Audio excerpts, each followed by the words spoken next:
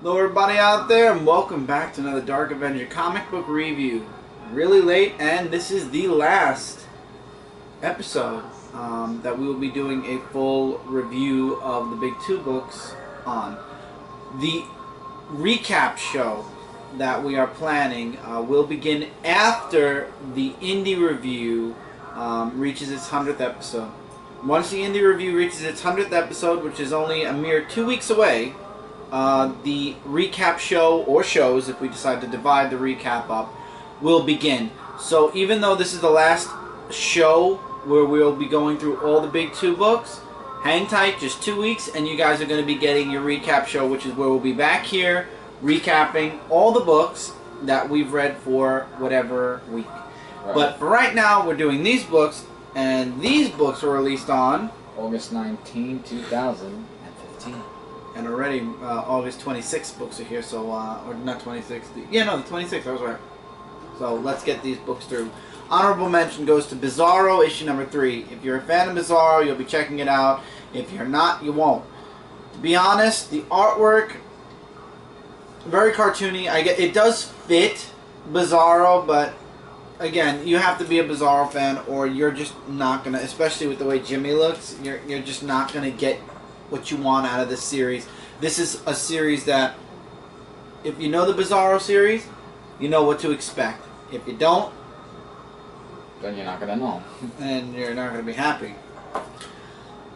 Robin, Son of Batman, issue number 3. Robin, once again, is Damian's trying to rectify something he's done, and now Nobody, which is basically Nobody's daughter, is getting in his way. And she's trying to help him, but she's kind of hindering him and slowing him down a bit more than if he was just doing this alone. We also find out what her name is, and I'm trying to remember what her name is. It's here.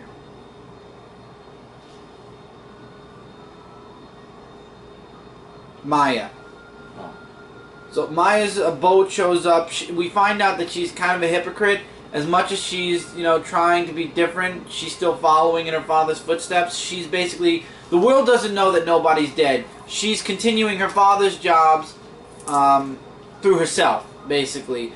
So she's supposed to be dealing with a job in Metropolis. There's a big conversation. There's like a big back and forth between both of them, and then Damian finally breaks through, and we find out who the person was that was trying to contact Nobody. I figured. And we're going to be seeing that person in the next issue. With Robin, Son of Batman, I don't know. I'm going to be reading this up until the big crossover that's going to be going on in all the Robin books. Oh, yeah. And Gotham Academy, which I believe it's going to be in October, the crossover.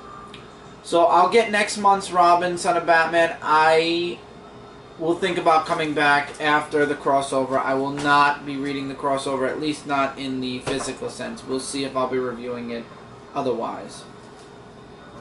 Wonder Woman issue 43. Strife admits to Wonder Woman, after Wonder Woman's trying to figure out where Donna went, that she let Donna go. And she goes to a few people to try to track Donna down. It turns out Donna goes to these weavers who weave the lives of all living things, and she basically wants them to cut her string short so she can be, she can die and she can just be at peace. Unfortunately, she's a person made of clay. That doesn't happen. But it turns out somebody is following behind Donna, and we don't know exactly who yet.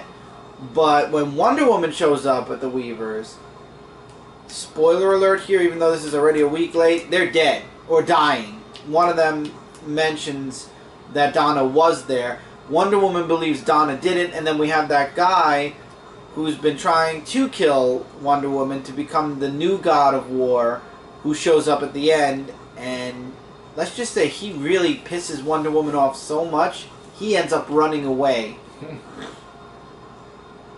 So lots of interesting stuff going on with Wonder Woman's book right now. The artwork is interesting. I don't believe... It says Finch. Some of the pages feel like David Finch, but I feel like we have other guest artists on here sometimes. Speaking of the Finches, they will be at the New York Comic Con, I heard, which is really amazing. And I'm looking forward to it. Yeah. So, just thought I'd just spread it out there. Oh yes, absolutely. Here's some artwork. I know I didn't show any artwork for Bizzaro. I didn't show any artwork for Robin either, so let me give you guys a... I don't think I did, so let me be safe. Batman Day is September 26th, by the way, just to throw it out there. There's some of Robin's artwork. With the solo reviews, it'll be a lot easier, especially with the physical copies, to just show you guys closer to the camera.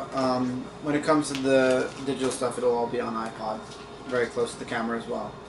Alright, Secret 6, issue number 5. We finally find out, or maybe I'm just slow, that the person that's been watching over all of them, we find out his identity, and be ready to be spoiled here. It's Ralph Dibny, Elongated Man.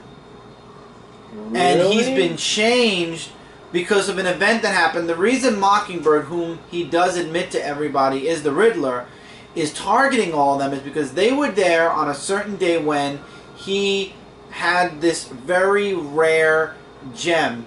Catman was a security. There was everybody was there for a certain reason, and he believed he wanted revenge for what happened on the ship. And he actually proposed to sue Dibny, whom was Ralph's wife, I believe, or at least he was engaged to her or something at the time. And all hell breaks loose, and then they go after Riddler, and it turns out to be, spoiler alert, again, a whole trap. And it turns out that Ralph did it so that he could get his wife back, and I don't really think he did get his wife back, if you ask me, but anyway, interesting artwork, interesting story. I'm not going to show the ending, but it looks like the next issue is going to be very, very interesting. I don't, pardon me, I don't think I like the way that they're doing Ralph here. I just, again, with the New 52, they're changing so many things around. It's kind of frustrating. That's a good word. It's kind of frustrating the way they're treating some of their, you know, really well-known characters. And it's been announced, I mean, everybody heard, I'm sure by now, that the DC Comics is $2 million under, unless it's a satire thing that's just blowing around and really taking up a lot of steam. It passed by me, so I just, you know, the way they're running with the New 52, that could quite possibly be why. We finally, possibly, find out where the Green Lantern Corps went in Lost Army issue number 3. They met now with Relic, who has no idea who they are. He's normal size, he's not gigantic. And John Stewart figures out that they're probably in the past. And when I say the past, I don't mean the past as in the past universe. The past universe that existed before the universe that we've been reading existed. Follow me a little bit on this. If you read the Relic series, you'll understand what I mean. Basically, all existence died when the reservoir of light was empty. It was refilled, but the entire universe was erased and then restarted again. And that's the universe where the Green Lanterns and everybody, where all existence started for the DC universe. So they're in existence before that, and the reservoir is already drastically low. So I have a feeling we're going to be seeing them experience or close to experiencing the end of the first universe's existence, during the extinction of it all. John Stewart's character is a bit out of character here, and Guy Gardner actually notes that here in this book, and he actually wants to try to help, but I have to agree, as much as I don't really like the way John Stewart is right now, I have to agree with him. If they do help, and they do succeed, then the reality they've come from and all of existence, you know, that's sprung out of the second, you know, refilling of the reservoir of light will never happen. So, I don't know. By the way, I did find out that Kyle Rayner is still around in Omega Men, so anybody who's a fan of Kyle Rayner, if you want to find him, you can go check out Omega Men. I believe they mentioned his name in the October or November solicit, so interesting stuff there. all in all, though, this was an interesting issue. I'm really enjoying it. I like how, you know, the Green Lanterns are stranded in what seems to be the past with not only Krona now, but Relic as their ally, at least for now, at least for what we're seeing. And they get attacked by, oh, what were they called? Light Pirates. And let's just say things don't go so well by the end of this issue. But they are looking for the rest of the Green Lantern Corps, whom probably are all, you know, scattered throughout this new or pre-existing universe. Very interesting stuff. Very interesting. I'm really enjoying this series for what it's worth. I like Jon Stewart's character development kind of falling out, and Guy Gardner trying to, you know, say, hey, you're not acting like yourself, Jon. It's time to, you need to snap out of this and get back to the way you were. Especially when Jon Stewart makes a decision in this book towards Relic, and nobody actually had the chance to tell him do it or don't do it, and everybody's kind of upset at him for doing that. With Superman Wonder Woman issue number 20 now, I'm not really... How do I say this without saying I've already looked at the at Superman that came out this week? The Superman and Action Comics series are falling under the trend of this is really going south pretty quickly. This book I feel like is the stronger of all the Superman books right now, and that's scary because I'm not a fan of Superman being with Wonder Woman, so that's scary. Batman, Superman, the story's kind of weak. It's a weak. Not dwindling, but weak. Action Comics right now is the post Superman losing his powers, yada yada yada, and Superman takes place in the past, where right now in the book, in this week's book, the week of the 26th, it's the moment where Lois reveals Superman's identity and why she did it. I hate books that take place in the past and we're already dealing with stuff in the present. I wish they would have done that story arc first and then we would have dealt with all this, because I feel like we're in too many different places on the Superman timeline right now, and it's all like melding together, and it's really saturating and diluting the stories a bit. But this is the stronger one, I feel, of all. Superman is at the Oval Office and wants to talk to the president. Wonder Woman, however, has found where all of his friends, family, and the reconstruction of the barn, where the barn was, everything that was part of Superman's life as Clark Kent, she finds them. However, at the Oval Office, Superman has a really, really great speech. And there was one moment here where he was talking to Steve Trevor, because Steve Trevor's like, dude, you were hiding your identity from the world. You basically lied. And then I love how he's like, okay, let's really peel this apart a second. I want to read this because it's very interesting and it's very true. I was raised in Kansas by farmers, went to school, delivered newspapers, went to church, moved to Metropolis, where I put on a pair of glasses, combed my hair differently, and went to work for a daily newspaper. All the while waiting for the right moment I could put my powers to use. Well, that moment finally came and I wore the red and blue suit to help people in need, but also never stopped being Clark Kent because I wanted to lead a full life while also protecting the people I care about from becoming targets. And to further his argument to why he did it, he said, do you wear your uniform to bed, Trevor? Nope. Keep your holster in your shower? Nope. Do you close your eyes and actually fall asleep every night? Yes. And he's like, I don't, because I can hear everything. And I feel, and basically he says, I feel responsible for everything. I can't stop listening and wanting to help no matter how hard I try. And that's when the president comes in and said, I've heard enough, this is garbage, what you're doing to Superman is horrible. They have a nice speech until Parasite attacks. And Superman has to protect the president from Parasite. There's a reason why I'm going through this whole book, guys. There's very few books I'm going to do this to this week. This is one of them. And then it turns out that Parasite was brought in to protect the president from Superman by the president's chief of staff, mind you. And as much as the president tries to apologize for it, and Superman basically doesn't want to hear it. He says, you promised that you were going to help me find my friends, because obviously it's Argus who took his friends, his family, everything that was connected to him, because they want to find out the solid truth. And that's what Wonder Woman's kind of doing over there, because she has her lasso of truth. And you see them interviewing all of Superman's friends, like Perry White, Jimmy Olsen, Lana Lang, Steel, one of Clark's past teachers. Anyway, in the end, Superman finds out where all of them are, and he's off to save them. However, Wonder Woman is just getting up to the most interesting of people to interview, Lois Lane. To be continued.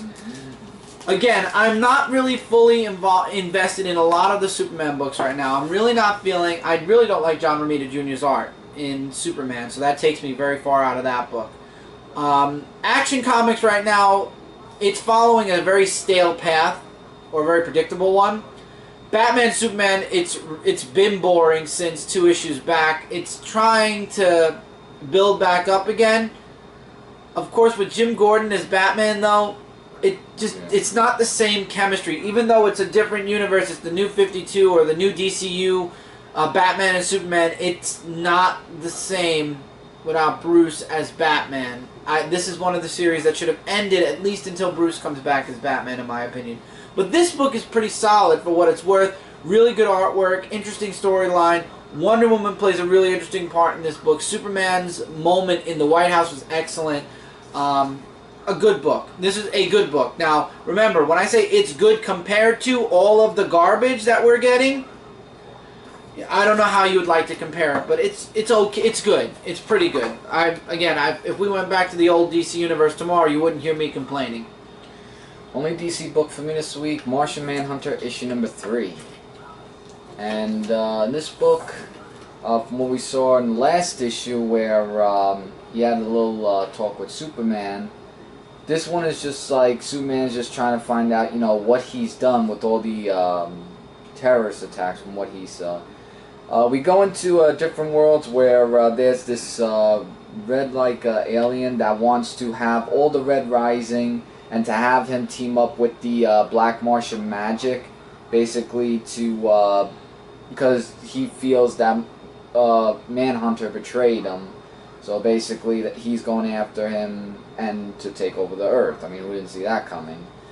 Then Washington D.C. we get this detective, Agent Weasel, who is with this kid who has these weird-like powers, and he's actually the former Manhunter, who's not Manhunter yet. This is like his past self before he turned to Martian Manhunter.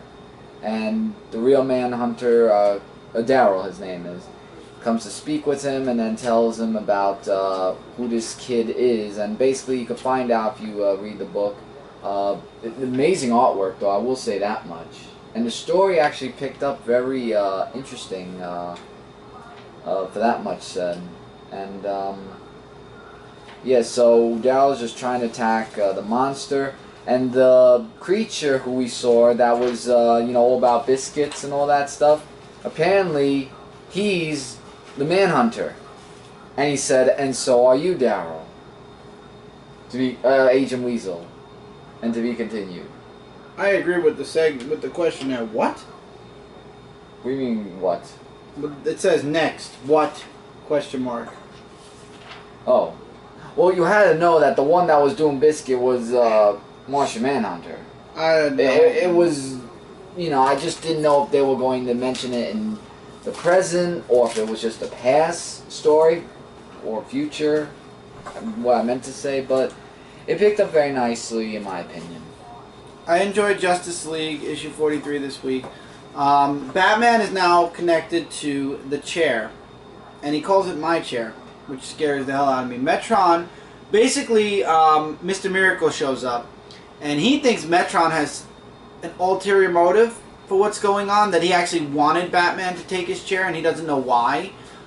You've got Superman and Lex Luthor trapped on Apocalypse, now trying to survive, and Superman's not under the yellow sun apparently on Apocalypse, so every other time he's been there and had his superpowers didn't matter in this case, because in this case he's losing his powers because he's not under the power of a yellow sun, or under a yellow sun. So apparently he's losing his powers this time on Apocalypse as opposed to every other time he's been on Apocalypse in both cartoon, movie, TV, anything form. Now of all times he's losing his abilities on Apocalypse. Okay, whatever. Nobody left, I guess, Jeff Johns the memo that Superman's powers worked before on Apocalypse. But anyway, they know, the Justice League knows Darkseid's coming. They know about the daughter who was on... Basically, Batman has all the information about... what was her name? Shoot. Right? Marina Black's daughter. I forgot her name. Grail. Who basically is working with the Anti-Monitor to summon Darkseid to fight against the Anti-Monitor. But she's on the Anti-Monitor side because she hates her father, Darkseid. Superman and Lex Luthor, bad stuff happens, but on Earth, Darkseid shows up to face the Anti-Monitor. And, well, I gotta say, these two splash pages are excellent at telling you exactly what's going on. The war begins. Lex Luthor does something very stupid to Superman, and it's what causes the last page to happen. Because he believes that the fire pits in Apocalypse are about the same as the Yellow Sun. So, let's just drop Superman in there. And this is not a big spoiler because we've seen the covers. It's on this cover. Well, this is what happens when you drop Superman into a freaking fire pit in Apocalypse. What did I just tell you that Lex Luthor was going... I knew it. Yeah, it gave it a little time. I knew he was going to do that. I knew it. Stupid. A lot of other stuff did happen in this book. It was an excellent read. We now know why Superman looks like Mr. Negative from Marvel. But, it's Lex Luthor's fault. Lex is an idiot. What can I say? Of course, I mean... But, I'm really excited to continue reading this. I'm really excited to see what happens next. This is really something that's looking to build into something huge. Okay. Just going to check the time real quick. Oh, we're good. Well, wait, what about the... Oh, I'm sorry. Yeah, duh. Yeah, You're first. iPod. Okay, Michael's book's first. He's going to get up and walk over to the camera so you guys can see it, because we know on the indie review you guys can't see it that well, so we want to show it. So Mike's going to be doing Secret War, Secret Love. It's a one-shot. It's a $5.99 book. Show some artwork so people know what the artwork looks like. Yeah, there are 3 stories. So this is the first story artwork, second story artwork, and third story artwork. That's the end of that. I went in this book and I was like, what? Yeah, I was very shocked by the artwork, and I was very bored by the story, so I let you review it because I didn't. Because it's really just... It doesn't relate to Secret War. Right. It's Marvel's way of basically charging you $5 if you want to have a complete collection of all of the Secret War. No, but I was looking books. and I'm like, what did I just read? I mean, the artwork... First of all, the artwork... Not the first story. The second and third story artwork, I couldn't stand it. I just had to I had to skip the second and third story because I just couldn't stand the artwork. You skipped it, so you can't even really review it. Then you could just say that it was It was just For $5, everybody, I'll be honest with you, as a person who looked through the book, if you're one of those people that wants a complete collection of the entire Secret Wars books, which will give you about a roll about this long in the end, then you're going to get this book. For $5, though, for 3 stories that the artwork is okay, it's I don't want to say it's okay or it's bad, it's and the stories are kind of either, what's the word I'm looking for, it doesn't matter, or it did matter and it doesn't matter anymore. That's all I could say. It doesn't connect. There's no purpose for this book. It's just Marvel's way of getting an extra $5 out of the readers. I mean, don't get me wrong. I skimmed through the second and third story. It's just I couldn't stand I don't think it's worth $5. If you can wait and wait for it to maybe show up in a, at a discounted price of like $3, maybe $2, go for it then. But for $5 for the cover price, I would say this is definitely a skip book. Yep. A book that actually let me down, and this is the first time in 3 acts, was Empire of the Dead issue number 4. There's no continuation with Paul or the Doctor's story arc here. The Mayor isn't even in this book. The full focus is on the people that I've been ignoring throughout this entire series, which are the ones that are trying to steal all the money from the vault in New York. And it's all about the people that are bombing New York City with the blimp. That's it. that's the whole freaking story. We've got the people who stole the money. Yeah, I mean, you do get a couple of zombies in here. The mayor's wife shows up in here and is taken away. The city's basically going to hell. And you got some nice zombie action at the end of the book, but in the end, I feel like this was a wasted issue and a wasted opportunity because none of the characters that, at least for me, the ones that I was focusing on, like Paul and the mayor and the doctor and the zombie that apparently was starting to regenerate or hold, like somehow healing or becoming human again somehow, all of that's just thrown out the door for this issue, and they're not even mentioned in this issue, and there's only one more issue to go until this act is over, and I believe this is the last act in Empire of the Dead, because I don't see Empire of the Dead in November unless it comes back in December for a surprise 4th act, which I doubt, because I mean Act 3 was announced like a month or 2 after Act 2 ended, and I'm not seeing anything in the Marvel solicits for now, at least. I hope that issue 5 is a double-sized issue, or else there's going to be a problem. Anyway, guys, give us just 1 second, and we will be right back at the click of a button.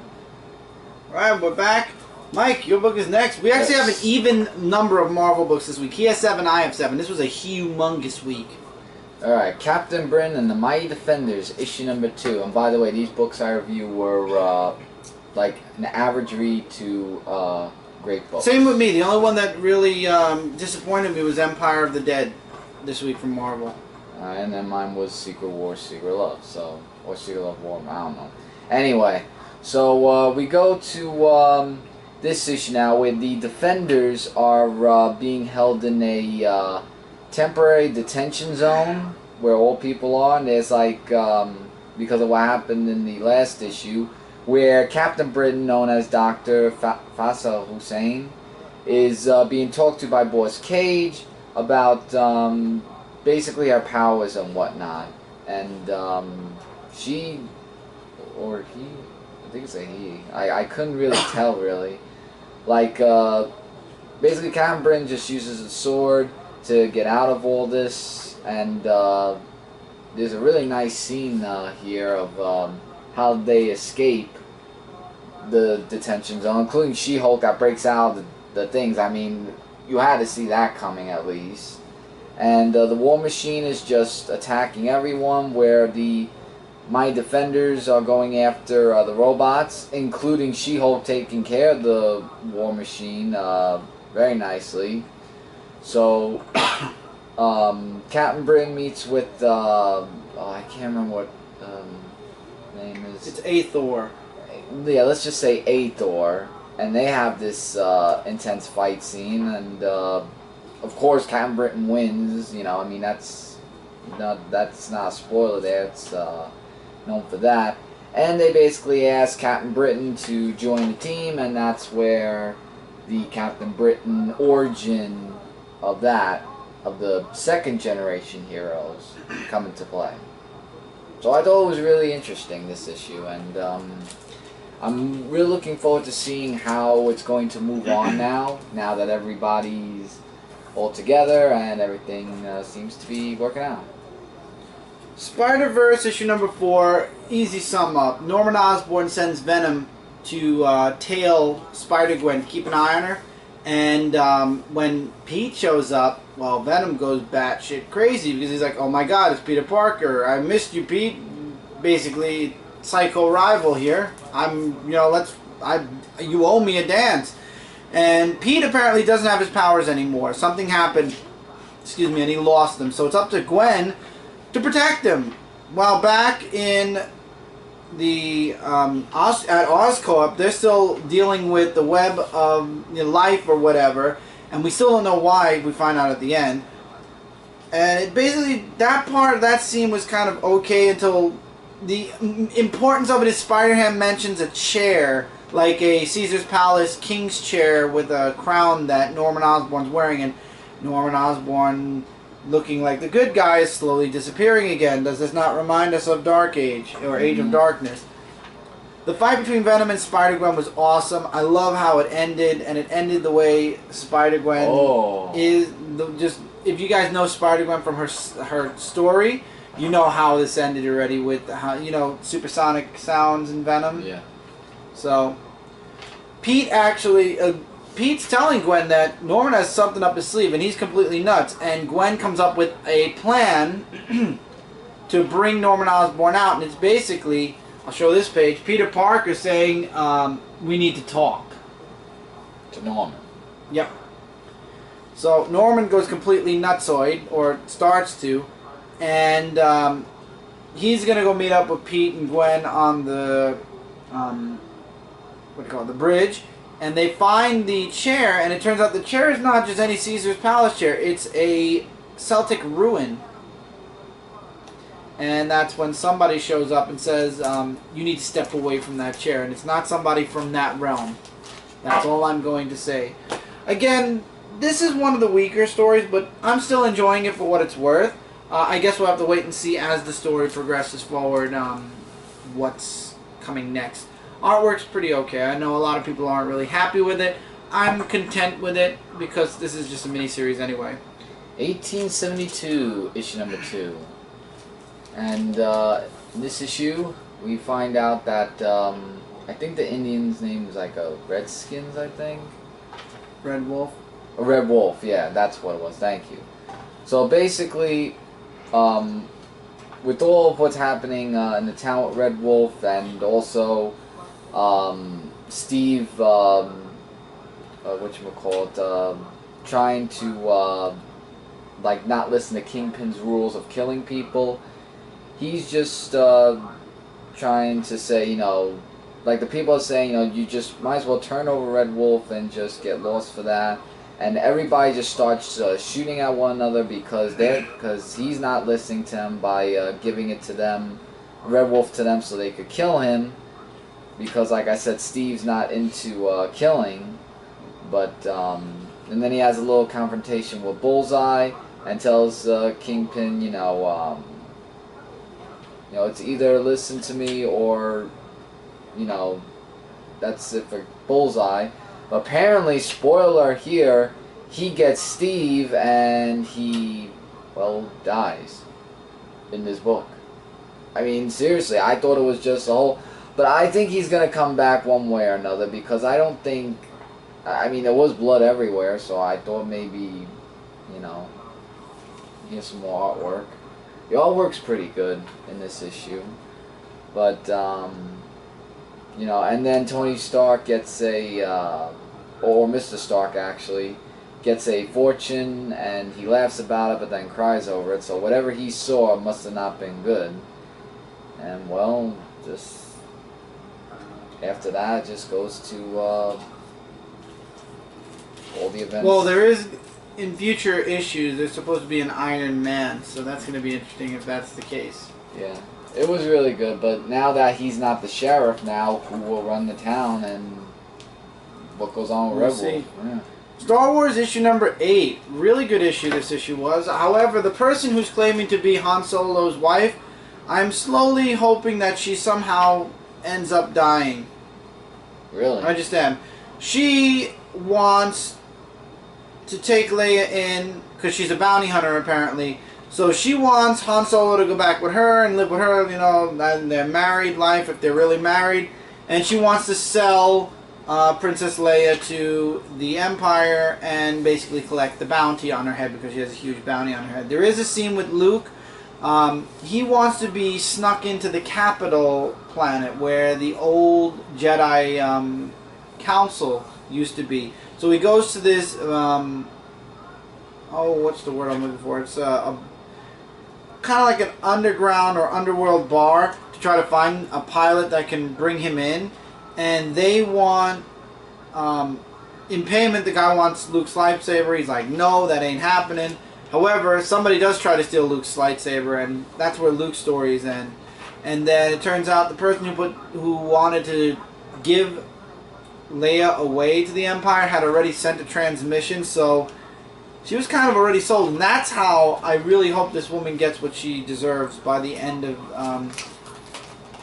this story arc because I don't like her. Did I show artwork? I'm trying to remember if I did. I'm think gonna you did. try again. I'll do it another page anyway because good artwork though. This was a very good book.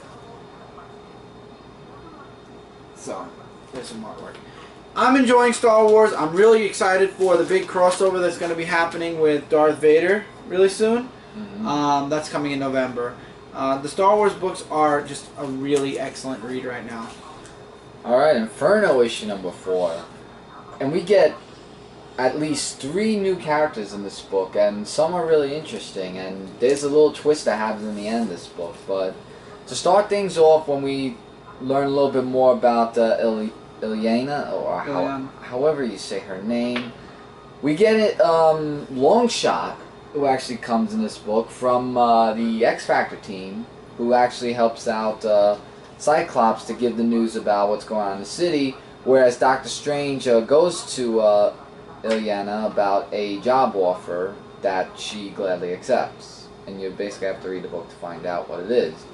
Cyclops is just saying to Jean Grey, you know, I'm not, you know, you're telling me as if you want me to retreat. We're not going to do that. I don't want to ban my post, so to all my X-Men, it's time to stop running away and just give the demon, like, show the demons what the X-Men are really made of. Because Nightcrawler, remember, Kurt, is possessed by the demons. Then we get Colossus fighting with the big sword where Maddie is watching. And we get a Tabby, who actually they thought that she was dead, who is actually in this issue, and you find out why she is alive, and there's a bit of a spoiler to that. And I will say after Cyclops and Colossus had to talk with each other because he tells Cyclops he's sorry about getting involved in everything and that he was right. Then there comes in Mr. Sinister, who was a villain that actually is the reason why Tabby's alive, and he's just saying, you know, see me as you want, as your villain of the highest order, but today I am your savior. So I'm guessing... Cool. But see, it says here next it gets worse, everything gets worse. Now, either that means that Sinister is going to turn against them, or the as whole the situation issue is going to continues, get worse. or the whole situation is going to get worse. I don't trust Mr. Sinister, and I know his character. I really do not trust him. But that's going to probably be in further issues, but it's really amazing. I'm really enjoying Inferno. Alright. Armor Wars issue number 4 took the turn down the predictable road. It opens up with Rhodey basically saying, leaving a message to his niece saying, if you're watching this, that means I'm dead. So at the very beginning of the issue, we know somehow War Machine is going to die. How? Let's get into the issue. He fights Kingpin. He beats Kingpin. Kingpin says, I never killed Spider-Man though. So that leaves Rhodey going, well then who killed Spider-Man? And it turns out... So it turns out that he goes back to Amadeus Cho, who now has the rest of the data from Spider-Man's last moments of life. And just like him, there is a moment with Tony Stark and, what's his name, Arno as well. That's up to you guys if you want to read this book. Interesting artwork, I will say that. But anyway, this is the biggest spoiler I think I'll give out of most of these books this week. It turns out that Tony Stark is the reason why the virus is still running rampant in Technotropolis, however you want to call it. So Tony Stark is the reason why everybody has to stay in their armor and why he's still making armor. And basically, instead of, he tries to reach out to Rhodey and say, I'm your friend, you don't have to do this. He's like, I'm a Thor first and a friend second. And spoiler, Iron Man kills Rhodey. So, turns out that Iron Man, Tony Stark, not only killed Rhodey, he killed Spider-Man, he killed Spider-Man's uncle, he killed Kiri's parents. And the list goes on and on. Basically, Tony Stark's gone insane. And now it's up to Kiri and... Rhodey's niece to stop Iron Man. And how? Oh, it's going to involve... Well, you can tell that's going to really be an Armor Wars war. If, Oh yeah, absolutely. I'm looking forward to it. Alright, Silk issue number 6. And from what we saw from last time, Silk, or Cindy, because that's Cindy, because that's the name of her character under the mask, gets captured by someone who knows more about her parents and basically could give her most of the answers.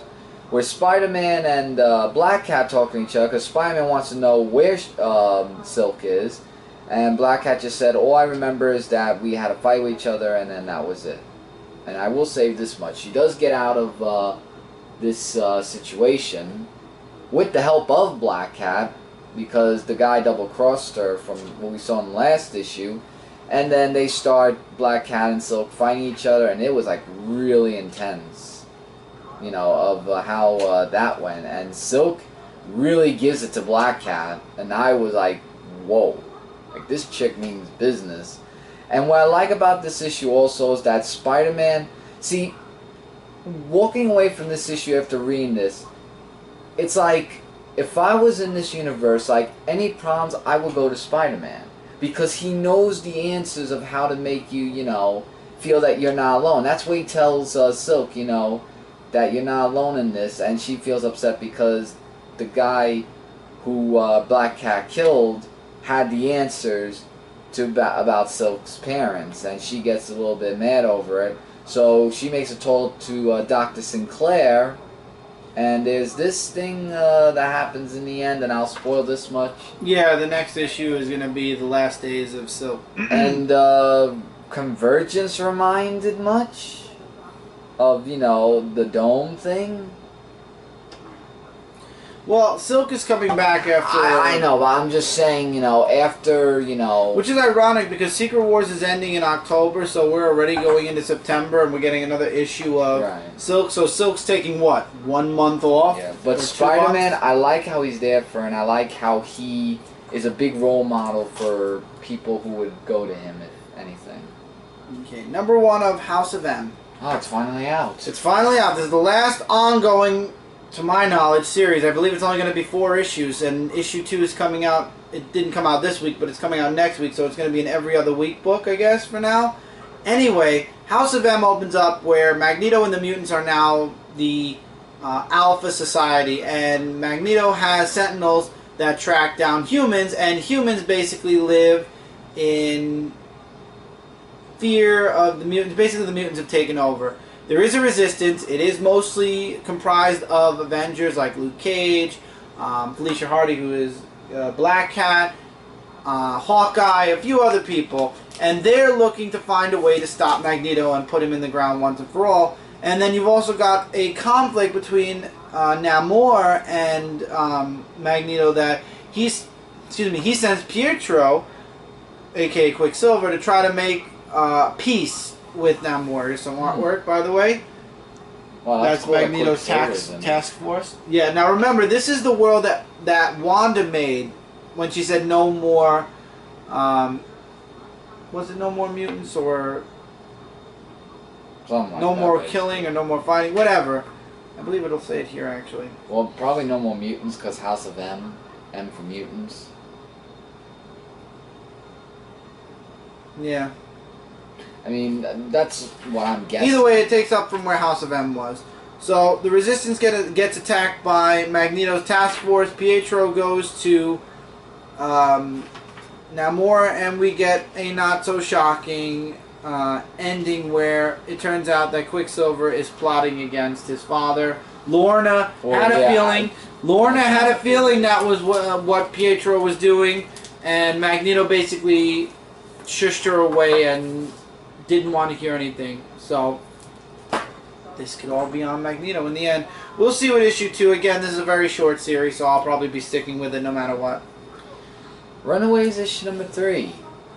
A really interesting comic book that I've grown fond of reading this. Runaways is a very interesting series, yes. It is really interesting. Like, they went through time, basically, and, you know, just to get away.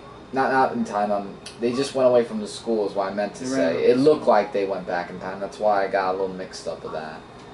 And you know, it's just basically, I mean, there's lots of dialogue, and it's just really about them, you know, being away from the school and just trying to find out. And then the Doom Institute, they said to Valerie to, Valeria, to, you know, go find, you know, to Santa, you know, to prove your worth, you have to go find them and bring them back. And she's a snippy little one, including Bucky. Bucky's been used a lot lately, like in this one and Red Skull, to be like a somewhat leader, to be the solver of everything. I'm starting to think Bucky's being used a lot, or overused in some comic books, but that's just me. So the headmaster, Robot Head, actually tells them about what the test was about, and they weren't supposed to know until their senior year, but since they're Knowhere, they found out already. And then there's lots of what's his name, where Amadeus Cho, yeah, he actually finds out the worst part about his family and the house, basically, when he went back. Bucky finds them and tries to take them in, but unfortunately, as Bucky gives it to Delphine, who Cho had admiration for, Bucky just says, you know, just get the others, we're taking these kids back to the school. And next one's to be concluded at the end of September. At the end of September. So with the overuse of Bucky, so it's a short series. It's only 4 issues. Yeah, it's only 4 issues. That's what I think House of M is too. Yeah, it's gonna be really something to see that they just got out and now they're going back and just Santa to prove the worth of, you know, his character or her character. I think it is just wow. Guardians of Knowhere issue number 3. Angela shows up to save the day because whatever the guy's name is that beat the Guardians in the last issue is now basically dragging Drax's body throughout the town, saying, I am now the overlord of Knowhere. Everything is mine. This is all mine. And that's when Angela shows up and says, the only person that lays claim to anything is Doom. I love the lightning effect. I love the artwork in this book. I really love the artist that does this book. Diodato is a really good artist.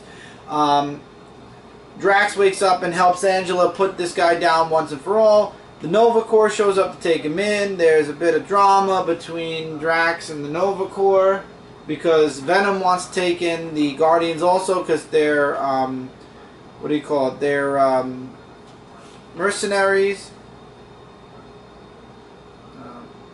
They're vigilantes. And the Guardians have done nothing but protect the people of Knowhere. So in the end, Angela, who's a Thor and basically has authority over everybody, says, leave them be. And the Novas basically have no choice. Artwork is so gorgeous in this book. So the Nova Corps ends up taking the guy back.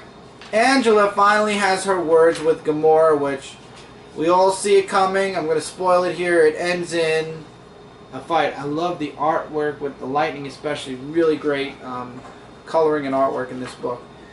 And Angela, who wants to know why Gamora doesn't believe in Doom or believes that there's something more going on, she wants an example. And I will say this without spoiling the ending here. We do get in the last page possibly the answer Angela is seeking from Gamora, just not from Gamora, from what happens. Okay, I can just sum up this one. Age of Ultron versus Marvel Zombies, issue number 3 of Battle World. From what we saw last time, the zombies are now joined of Age of Ultron team to go after Hank Pym and the team of I forgot what they were Shield. called.